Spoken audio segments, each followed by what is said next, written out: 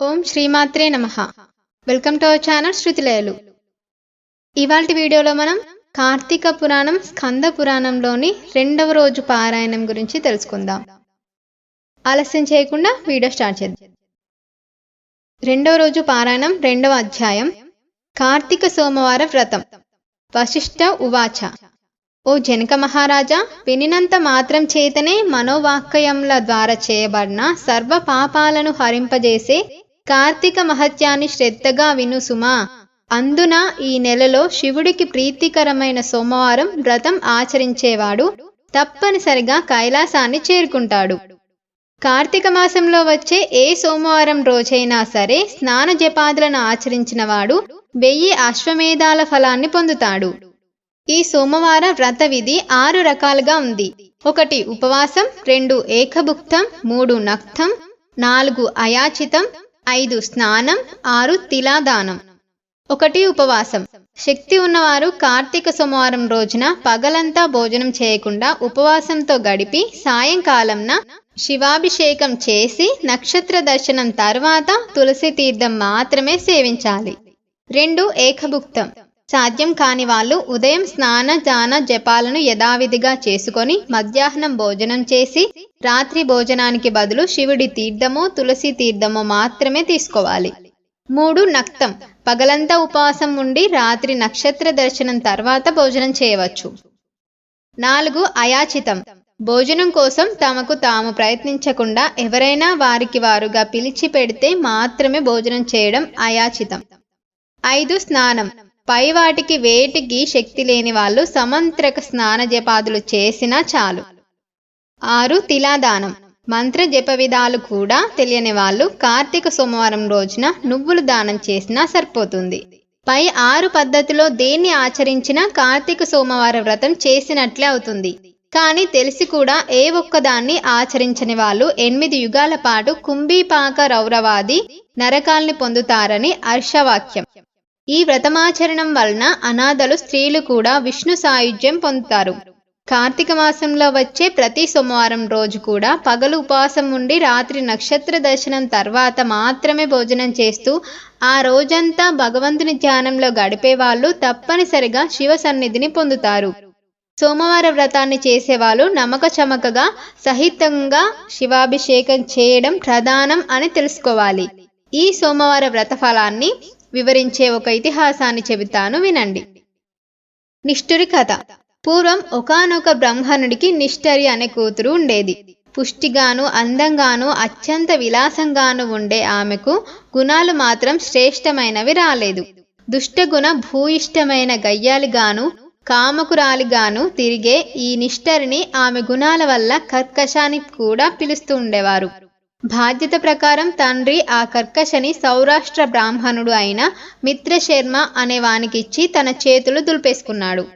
ఆ మిత్రశర్మ చదువుకున్నవాడు, సద్గుణవంతుడు, సదాచారపరుడు, సరసుడు మాత్రమే కాకుండా సహృదయం కూడా కావడం వలన కర్కశ ఆడినది ఆట పాడినది పాటగా కొనసాగుతూ వచ్చింది. పైగా ఆమె ప్రతిరోజు తన భర్తను తిడుతూ కొడుతూ ఉండేది. అయినప్పటికీ కూడా మనసుకు నచ్చినది కావడంతో మోజు చంపుకోలేక కొంత భార్యను వదిలివేయడం తన వంశానికి పరువు తక్కువ అనే ఆలోచన కొంత వలన మిత్రశర్మ కర్కశ పెట్టే కఠినమైన హింసలన్నింటినీ భరిస్తూనే ఉండేవాడు. కానీ ఏనాడు ఆమెను శిక్షించలేదు. ఆమె ఎందరో పరపురుషులతో అక్రమ సంబంధం పెట్టుకొని భర్త అత్తమామలను మరింత నిర్లక్ష్యంగా చూసేది. అయినా భర్త సహించాడు. ఒకరోజు ఆమె విటులలో ఒకడు ఆమెను పొందుతూ, నీ మొగుడు బ్రతికి ఉండటం వలన మనం తరచూ కలుసుకోలేకపోతున్నామని రెచ్చగొట్టడంతో కర్కశ ఆ రాత్రికి రాత్రే నిద్రలో ఉన్న భర్త శిరస్సును ఒక పెద్ద బండరాతితో మోది చంపివేసి ఆ శవాన్ని తానే మోసుకొని వెళ్ళి ఒక పాడిపడిన నూతిలోకి విసిరివేసింది. ఇదంతా గమనించినప్పటికి కూడా ఆమె విటుల బలం ఎక్కువ కావడం వల్ల అత్తమామలు ఆమెను ఏమీ అనలేక తామే ఇల్లు వదిలి పారిపోయారు.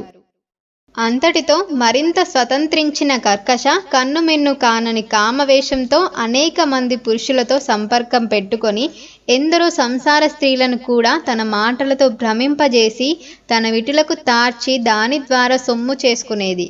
కాలం గడిచింది, దాని బలం తగ్గింది, యవ్వనం పోయింది, శరీరంలోని రక్తం పలచబడటంతో కర్కశ జబ్బు పడింది. ఎంతో మంది పురుషోత్తములతో సాగించిన శృంగార కీడల పుణ్యమాని అనూహ్యమైన వ్యాధులు సోకాయి. పూలగుత్తిలాంటి మేని పుల్లు పడిపోయింది. బిగి తగ్గిన కర్కశ దగ్గరికి పిటులు రావడం తగ్గిపోయాయి.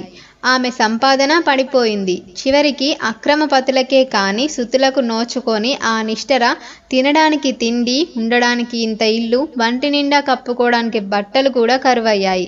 కొన ఊపిరితో ప్రాణాలతో నడివీధిన పడి మరణించింది. కర్కశ శవాన్ని కాటికి మోసుకుపోయే దిక్కు కూడా లేకపోయింది. యమదూతలు ఆ జీవిని పాశబద్ధను చేసి నరకానికి తీసుకువెళ్లారు. యముడు ఆమెకు దుర్భరమైన శిక్షలను విధించాడు. భర్తద్రోహికి భయంకర నరకం. భర్తను విస్మరించి పరపురుషులను ఆలింగనం చేసుకున్న పాపానికి ఆమె చేత మండుతున్న ఇనుప స్తంభాలను కౌగిలించుకునేలా చేశాడు. భర్త తలను బ్రద్దలు కొట్టినందుకు ముళ్ళగదతో ఆమె తల చిట్లిపోయేలా కొట్టించాడు. భర్తను తిట్టినందుకు, కొట్టినందుకు, తన్నినందుకు కర్కశ పాదాలను పట్టుకొని కఠినమైన శిలలపై వేసి బాధించాడు. సీసం కాచి చెవుల్లో పోయించాడు. కుంభీపాక నరకానికి పంపాడు. ఆమె పాపాలకు గాను ఆమె ముందు 10 తరాల వారు, తర్వాత 10 తరాల వారు, ఆమెతో కలిపి మొత్తం 21 తరాల వారిని కుంభీపాకంలో కుమిలిపోసాగారు. నరక అనుభవం తర్వాత ఆమె 15 సార్లు భూమిపై కుక్కగా జన్మించింది. 15వ జన్మలో కళింగ దేశంలో కుక్కగా పుట్టి ఒక బ్రాహ్మణ గృహంలో ఉండేది. సోమవార వ్రత ఫలంతో కుక్క కైలాసం పొందటం. ఇలా ఉండగా ఒక కార్తీక సోమవారం రోజు ఆ బ్రాహ్మణుడు పగలు ఉపవాసం ఉండి శివుడికి అభిషేకాలు మొదలైనవి నిర్వహించి నక్షత్ర దర్శనం తర్వాత నక్తం తీసుకోవడానికి సిద్ధపడి ఇంటి బయట బలివి విడిచిపెట్టాడు. ఆ రోజంతా ఆహారం దొరకక ఉన్న కుక్క ప్రదోష రోజున ఆ బలి అన్నాన్ని తిన్నది. బలి భోజనం వల్ల దానికి పూర్వస్మృతి కలిగి ఓ బ్రాహ్మణ రక్షంచు అని కుయ్యి అని అరిచింది. దాని అరుపులు విని వచ్చిన బ్రాహ్మణుడు కుక్క మాట్లాడటం చూసి ఆశ్చర్యపోతూనే, ఏం తప్పు చేశావు? నిన్ను నేను ఎలా రక్షించగలను అని అడిగాడు. అందుకు ఆ కుక్క, ఓ బ్రాహ్మణుడా, పూర్వజన్మలో నేను ఒక బ్రాహ్మణ స్త్రీని. కామంతో కళ్ళు మూసుకుపోయి కాముకురాలినై చేయకూడని పనులు చేశాను. భర్త హత్యకు, వర్ణ సంకరానికి కారకురాలినైన పతితను. ఆ పాపాలకు అనుగుణంగా అనేక కాలం నరకంలో చిత్రహింసలు అనుభవించి ఈ భూమిపై ఇప్పటికీ 14 సార్లు కుక్కగా పుట్టాను. ఇది 15వ సారి. అటువంటిది ఇప్పుడు నాకు హఠాత్తుగా నా పూర్వజన్మలు ఎందుకు గుర్తుకొచ్చాయో అర్థం కావడం లేదు. దయచేసి వివరించు అని కోరుకుంది. బ్రాహ్మణుడు అంతా జ్ఞానదృష్టితో తెలుసుకొని, ఓ శునకమా, ఈ కార్తీక సోమవారం రోజున ప్రదోష సమయం వరకు పస్తుతో ఉండి నేను వదిలిపెట్టిన బలి తిన్నందువల్ల నీకు ఈ పూర్వజన్మ జ్ఞానం కలిగింది అని చెప్పాడు. దాంతో ఆ కుక్క, కరుణామయుడైన ఓ బ్రాహ్మణుడా, నాకు మోక్షం ఎలా సిద్ధిస్తుందో దయచేసి తెలుపు అని కోరిన తర్వాత దయాపరుడైన ఆ బ్రాహ్మణుడు తాను చేసిన అనేక కార్తీక సోమవార వ్రతాలలో ఒక సోమవారం రోజు వ్రత ఫలితాన్ని ఆ కుక్కకి దారపోయగా వెంటనే ఆ కుక్క తన శునక దేహాన్ని విడిచిపెట్టి దివ్య స్త్రీ శరీరంతో ప్రకాశవంతమైన వస్త్రాలతో పితృదేవతలతో కలిసి కైలాసానికి చేరుకుంది. కాబట్టి ఓ జనకరాజా, నిస్సంశయంగా శ్రేయస్కరమైన ఈ కార్తీక సోమవార వ్రతాన్ని నీవు తప్పకుండా ఆచరించు అని వశిష్ఠుడు చెప్పడం ఆపాడు. 2వ అధ్యాయం సమాప్తం. 2వ రోజు విధియ పారాయణ సమాప్తః. ఇది ఇవాల్టి వీడియో. కార్తీక పురాణం స్కంద పురాణంలో 2వ రోజు 2వ అధ్యాయం పారాయణం అయితే సమాప్తమైంది. మీకు నచ్చింది అనుకుంటున్నాను. నచ్చితే తప్పకుండా యూస్ఫుల్ అనిపిస్తే వీడియోని లైక్ చేసి, షేర్ చేసి, కమెంట్ చేయండి. Thank you so much for watching. నమస్కారం.